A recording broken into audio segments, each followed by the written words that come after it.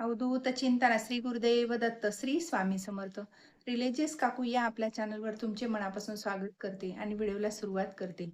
बघा, आपल्याला 29 जुलैला गुरुपौर्णिमा साजरी करायची आहे आणि ह्या गुरुपौर्णिमेच्या दिवशी दोन अगदी शुभ म्हणजे अत्यंत असे दुर्मिळ योग आलेले आहेत. आणि ह्या योगावर जर आपण काही सेवा केली आणि काही आपले म्हणजे जे काही पारायण वगैरे केले तर त्याचं आपल्याला अनंत पटीने फळ मिळत असतं. आणि यंदा पौर्णिमेची तिथी 28 आणि 29 दोन दिवशी विभागून आलेली आहे. तर बऱ्याच जणांना प्रश्न पडलेला आहे, की आपण 28 तारखेला म्हणजे पौर्णिमा करावी किंवा एक ह्याला 29ला पौर्णिमा करावी. पण बघा, आपल्या म्हणजे धार्मिक दृष्ट्या जर मांडलं तर आपण सूर्याने पाहिलेली तिथी मानत असतो. कारण ह्या सूर्याने पाहिलेल्या तिथीलाच आपण उदय तिथी म्हणून पण म्हणतो आणि ही उदय तिथी म्हणजे आपण उदय तिथीनुसार जर पौर्णिमा करायची तर आपल्याला 29 जुलैला आपल्याला गुरुपौर्णिमा साजरी करायची आहे आणि ह्या दिवशी आपण आपल्याला जे काही सत्यनारायण करायचा असतो तो सुद्धा आपण 29लाच करायचा असतो. तर बघा, ह्या म्हणजे गुरुपौर्णिमेच्या दिवशी आपल्याला गुरुची म्हणा किंवा जे काही सत्यनारायण वगैरे जे तुम्हाला करता येईल ती पूजा तर तुम्ही ब्रह्ममुहूर्तावर जर केली तर आपल्याला ह्याचं खूप म्हणजे अधिक प्रभाव आपल्या घरावर पण पडतो. याचं आपल्याला अधिक पुण्य मिळतं आणि ह्या ब्रह्ममुहूर्तावर जेव्हा आपण पूजा करतो तेव्हा साक्षात देव आपल्या समोर बसलेले असतात, साक्षात आपले गुरु आपल्या समोर असतात. त्यामुळे हे जर ब्रह्ममुहूर्तावर पूजा जर तुम्ही केली तर हे खूपच चांगलं आहे. पण आता ज्यांना शक्य नाही त्यांनी दिवसभरात तुम्ही कधीही करू शकता. कारण हे पौर्णिमा आहे ती 8 वाजेपर्यंत आहे. म्हणजे आपल्याला 29 तारखेला 8 वाजेपर्यंत तुम्ही रात्रीच्या 8 वाजेपर्यंत तुम्ही कधीही कुठलीही पारायण सेवा म्हणा किंवा जी काही गुरुची पूजन वगैरे करायचं आहे ते सुद्धा तुम्ही करू शकता 29 तारखेला. आणि 29 तारखेला तुम्हाला जे दानधर्म सुद्धा याच दिवशी जर केलं तर याचं आपल्याला फळ अगदी म्हणजे दुपटीनं फळ मिळत असतं. ह्या दिवशी अन्नदानाला खूप महत्त्व आहे. धार्मिकदृष्ट्या अन्नदान, वस्त्रदान जे काही करता येईल ते तुम्ही गुरुपौर्णिमेनिमित्त करायचं आहे. आणि आपल्याला गुरूंची पूजा पहा, ब्रह्ममुहूर्तावर जर केली तर आपल्याकडे मूर्ती वगैरे असेल तर फोटो असेल तर आपल्याला त्या दिवशी आपल्याला ब्रह्ममुहूर्तावर पूजा करायची आहे. तर पहिले आपल्याला ताम्हणामध्ये आपल्याला आपल्या गुरूंची मूर्ती असेल, स्वामींची मूर्ती असेल ती आपल्याला ताम्हणात ठेवायची आहे आणि त्याला आपल्याला साध्या पाण्याने अंघोळ घालायची आहे. नंतर पंचामृत आणि परत साधं पाणी आणि नंतर सगळं चोळून आपल्याला जेव्हा हे करतो तेव्हा आपल्याला श्री स्वामी समर्थ, श्री स्वामी समर्थ हा जप म्हणायचा आहे. आणि नाही तर आपल्याला श्री सुक्त तुम्ही मोबाईलवर लावून सुद्धा म्हणू शकता. आणि आपल्याला सगळं झाल्यानंतर स्वच्छ पुसून मूर्ती आपल्याला देवघरात स्थापन करायची आहे. नंतर आपल्याला गंध लावून, अक्षद लावून जे काही आपल्याला वस्त्र आपल्याला माऊली म्हणजे स्वामींना घालायची ते वस्त्र घालून आपल्याला देवघरात स्थापन करून आपल्याला तुळशी हार घालायचा आहे. जे काही तुम्ही पिवळे फुलं आणले आहेत, पिवळे फुलं आणि जे काही मोत्याची माळा वगैरे जे असेल तर ती तुम्ही म्हणजे स्वामींना घालायची आहे. आणि स्वामींना जेव्हा घालतील तेव्हा हिना अत्तर सुद्धा लावायचे आहे. कारण स्वामींना हिना अत्तर आवडतं आहे. आपण जर आवडीच्या वस्तू जर स्वामींना दिल्या, आपल्या गुरूंना दिल्या, तर आपल्याही मनाला समाधान होतं आणि त्याचं आपल्याला पुण्यही प्राप्त होत असतं. ते हिना अत्तर लावायचं आहे आणि धूप, दीप, अगरबत्ती तर आपण लावलेलीच असते. आणि आपल्याला जी आपल्याला नैवेद्य तुम्ही जो काही केलेला आहे, ज्या दिवशी आता बरेच जण गुरुपौर्णिमेला उपवास करतात आणि काही जण समजा एक टाइम जेवण करतात तर ते तुमच्या ह्याच्यावर तुम्हाला कुठला नैवेद्य दाखवायचा आहे तो मग तो तुम्ही नैवेद्य दाखवून आपल्याला जी आवडीची आपली आरती आहे स्वामींची ती आरती तुम्हाला करायची आहे आणि तो प्रसाद सगळ्यांनी घ्यायचा आहे. तर हे असं आपल्याला गुरुपौर्णिमेची पूजा झाली. आणि हे पहा, हर्षल योग आलेला आहे तर तो हर्षल योग म्हणजे गुरु आणि शिष्याचा अतूट नात्याचा हा योग आहे. कारण ह्या दिवशी गुरु आणि शिष्याचं नातं अगदी घट्ट नातं होत असतं.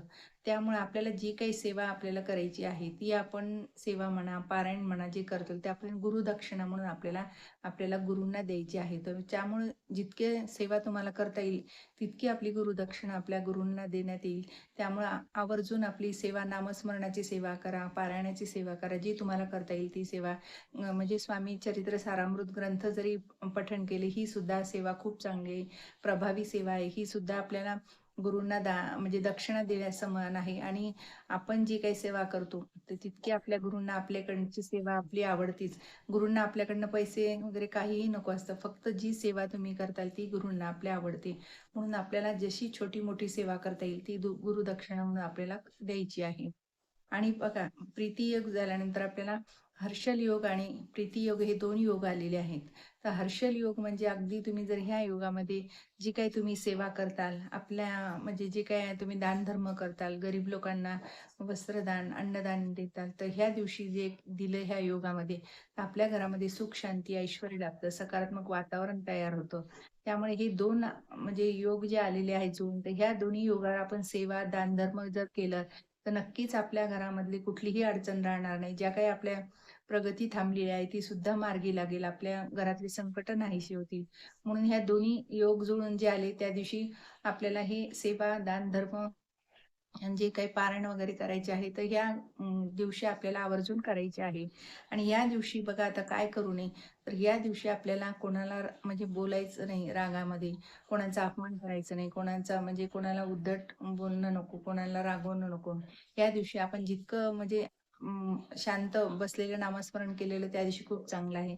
आता घरामध्ये कुठल्या ना कुठल्या विषयावर वाद होतो, तर त्या सुद्धा आपल्याला होऊ द्यायचे नाहीयेत. आपण लक्ष म्हणजे शांतता ठेवली घरामध्ये, वातावरण प्रसन्न राहतं, घरात लक्ष्मी सतत टिकते. तर आपल्याला कोणाचा म्हणजे मुद्दाम होऊन कोणाचा अपमान सुद्धा करायचा नाही, कोणाला कमीपणा दाखवून द्यायचा नाही. ते हे ह्या दिवशी आपल्याला गुरुपौर्णिमेच्या दिवशी हे आपल्याला टाळायचं आहे. आणि नेहमीच आपण कोणाचा अपमान वगैरे करू नये, हे आपल्याला तर टाळायचंच आहे. पण ह्या दिवशी तर आवर्जून आपल्याला अशा कुठल्याही गोष्टी करायच्या नाहीये. आणि या दिवशी बघा, आपण सात्विक अन्न घरामध्येच केलं पाहिजे. इतर आहार आपल्या घरामध्ये झालाच नाही पाहिजे. घर आपलं पवित्र राहिलं पाहिजे. कारण ह्या दिवसापासूनच आता 4 महिने चातुर्मास सुद्धा आपले चालू झालेले आहेत. त्यामुळं घरामध्ये सात्विक अन्न तयार होणं हे खूप गरजेचं आहे. कारण जेव्हा तुम्ही सात्विक अन्न म्हणजे खाऊ खाताल तेव्हाच तुमच्या शरीरात सुद्धा चांगले विचार उत्पन्न होतील. जेव्हा तुम्ही असं वाईट हे करताल तेव्हा वाईट विचार मनामध्ये येतात. त्यामुळे हे असं घरामध्ये पवित्र अन्नच तयार झालं पाहिजे आणि सात्विक आहारच घ्यायला पाहिजे. आणि कांदा, लसूण तुम्ही वर्ज्य करायचं आहे. तर ह्या 4 महिने चातुर्मासात कांदा, लसण, वांगे वगैरे हे असं खाऊ नये. 4 महिने चातुर्मास हे आपल्याला वर्ज्य करायचे आहे. जेव्हा तुम्ही जर नियम आणि कटाक्षाने जर हे नियम पाळले तर नक्की 4 महिने चातुर्मासात आपल्या घरामध्ये ज्या काही अडचणी, जे काही संकट आलेले ते सुद्धा निघून जातात.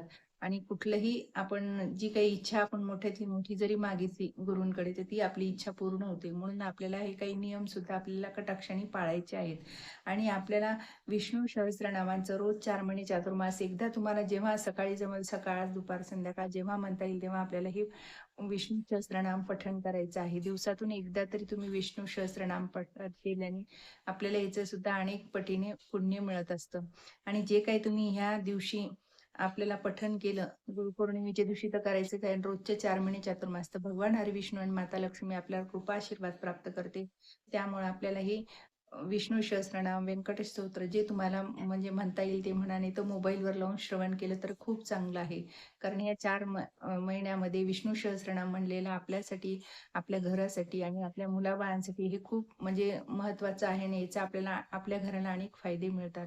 आपल्या घराला पुण्य प्राप्त होतं. त्यामुळे आपल्याला विष्णू सहस्त्रनाम हे आवर्जून पठण करायचं आहे आणि ही सेवा नक्की तुम्ही करा. ही कारण प्रभावी सेवा आहे.